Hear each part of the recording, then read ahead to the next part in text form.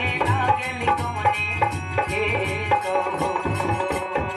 पतिया के लागल कौने खेत हो पतिया के लागल कौने खेत हो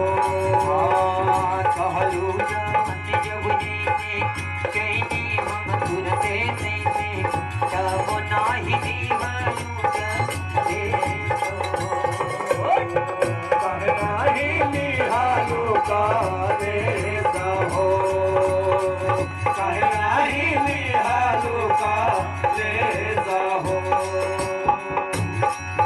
अरे अपने तला घेर गईलू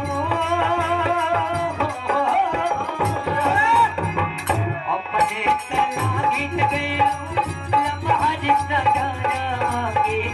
अपने तला घेर गईलू लम्हार सगरवा के हमरा के छोड़ी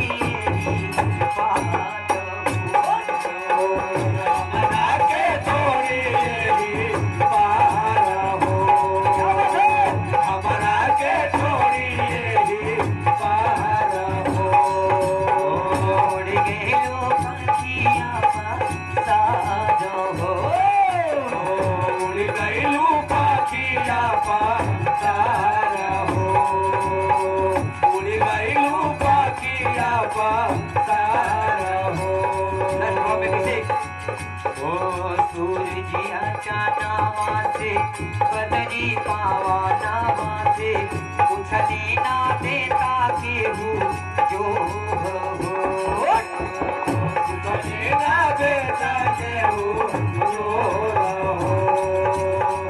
तुझे ना बेटा के हो सूरजिया चानावा से बदरी पावा नावा से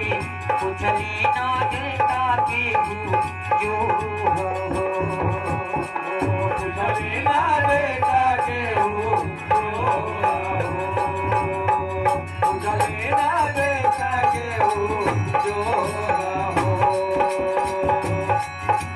अरे आनंद राजकुमार रे सुतले